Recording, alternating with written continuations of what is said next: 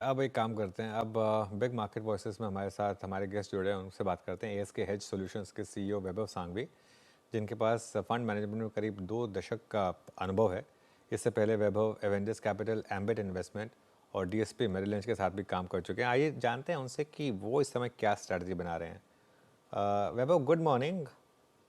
बड़ी करेक्शन आई mid cap और small cap में। निफ्टी में फिर भी इतनी बड़ी करेक्शन नहीं है, लेकिन ब्रॉडर मार्केट में ब्रूटल करेक्शन आई है पिछले एक हफ्ते में। आप कैसे देख रहे हैं इसे?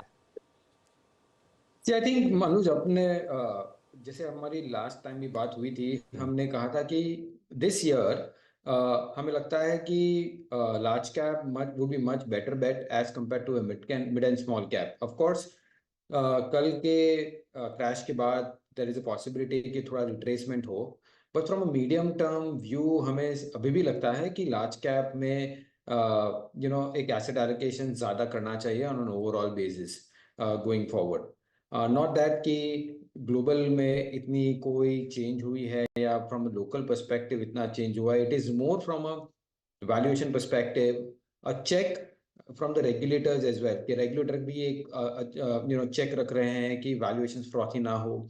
और एक फिडुशियरी बेसिस पे जो मेजर्स लिए हैं इन टर्म्स ऑफ लिक्विडिटी और स्ट्रेस टेस्ट के हिसाब से जो आंकड़े आएंगे वो आई थिंक वो एक बार एनालाइज करने के बाद हम देखेंगे कि इस सेगमेंट में क्या करना चाहिए। ओके। बहुत वॉलेटिलिटी है वैसे निफ्टी में। एकदम से रेड में आया, फिर वापस ग्रीन में आ गया, तो वॉलेटिलिटी तो काफ़ी है। तो ये मतलब वैभव, क्योंकि काफ़ी रिटेल इन्वेस्टर्स का पैसा अभी पिछले 2-3 साल में आया है मार्केट में, एक बड़ा सवाल ये है कि क्या जो overall mid cap small cap की रैली है वो इंटैक्ट है, या करेक्शन यहाँ पर अभी 20-30% और होने की गुंजाइश भी है?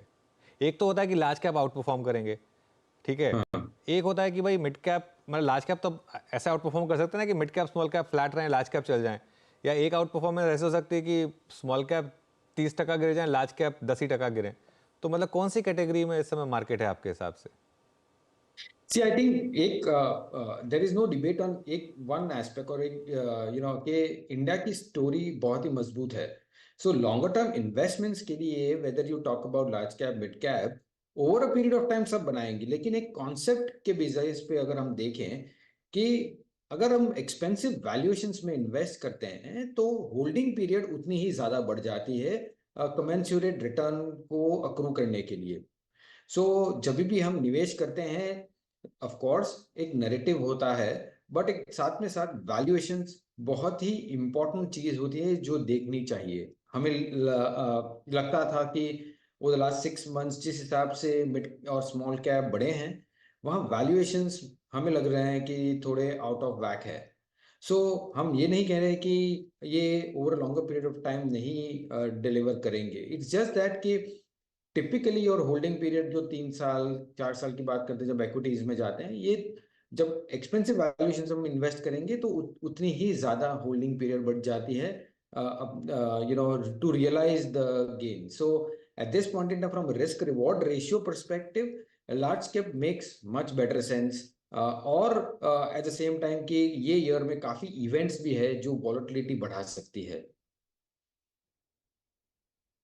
बिल्कुल राइटली सेड है वैभव कि अगर आप मिड कैप से या स्मॉल कैप से बाहर निकल के आए, चाहे वो प्रॉफिट्स लेके आए या फिर सिस्टम ने आपको बाहर निकला, जैसे भी हो, आप लार्ज कैप की तरफ जाएं।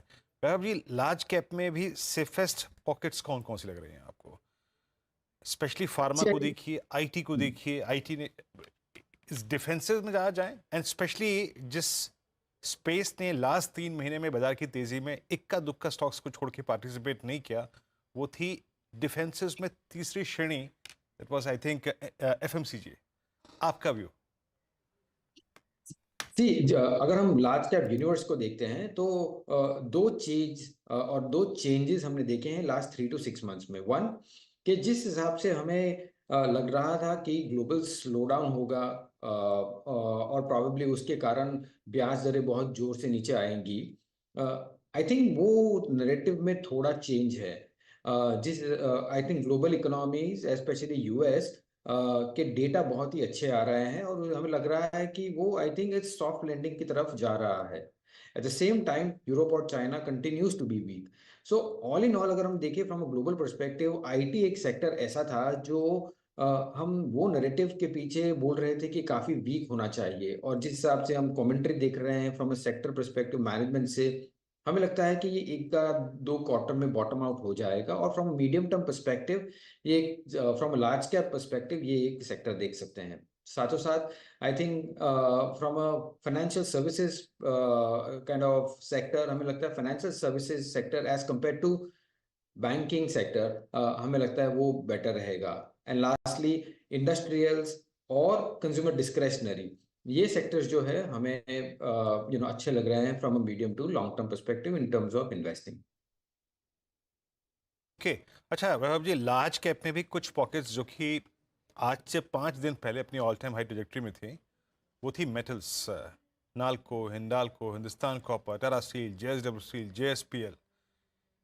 इस पॉकेट में क्या वाकई अपने मतलब अमूमन इसे हम सिक्लिकल बोलते हैं, मिड 22 में लगा कि जनाब ये टॉप आउट हो गया, नहीं वो भी गलत हो गया। फिर 23 में एक और हाई लगा, और 24 की इनिशियली अगर आप देखें शुरुआती 3 महीनों में एक और नया हाई लगा।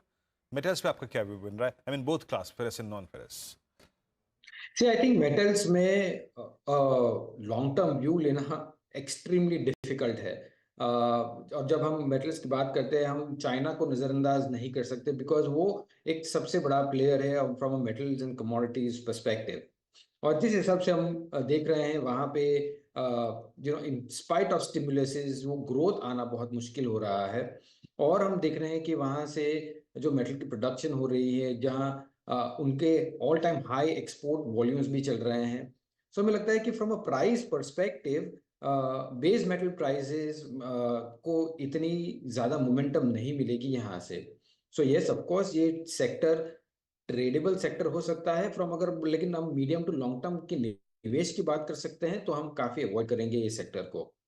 सो इन दैट पर्सपेक्टिव, जब सेंटिमेंट्स वीक है, यूरोप वीक है, चाइना वीक है, हमें लगता है कि I think better avoid rather than invest in this sectors. Okay, तो चलिए मेटल्स की बात हो गई, आईटी की बात हो गई। पीएसयू स्पेस में वैभव काफ़ी पैसा बना, खासतौर से रेलवे और डिफेंस में, और of late oil marketing companies में। यहाँ पर अभी भारी करेक्शन चल रही है, इसमें क्या करें?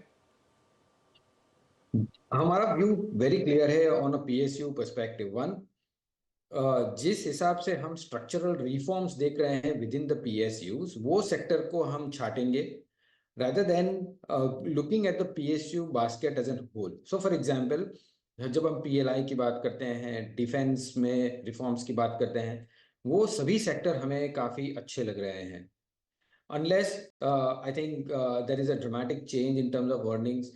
और हमें लगता है कि ओवरऑल बास्केट में अगर हम गवर्नेंस चेंज देखते हैं या on approach basis management change देखते हैं तो अलग बात है। बट अदरवाइज सबको एक ही बास्केट में रख के उसमें तेजी करना, I think we would not kind of recommend that। Our view would continue to say कि जहाँ जहाँ रिफॉर्म स्ट्रक्चरल हो रहे हैं वहाँ ही हम हमारा पैसा निवेश करेंगे।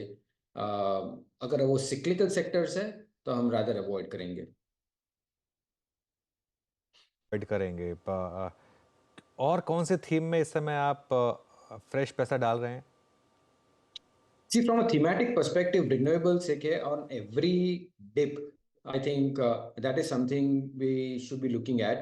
क्योंकि क्लाइमेट गोल्स को अचीव करना है over longer period of time, of course volatility रहेगी इंटरमीडिएटली, बट आई थिंक ये जब भी ऑन अ डिप बेसिस ये सेक्टर्स मिलते हैं, या इंडस्ट्रियल्स जिस हिसाब से गवर्नमेंट का फोकस रहा है on PLI make in India, I think ये sectors on every dip is something हम वेरी पॉजिटिवली देखेंगे उनको।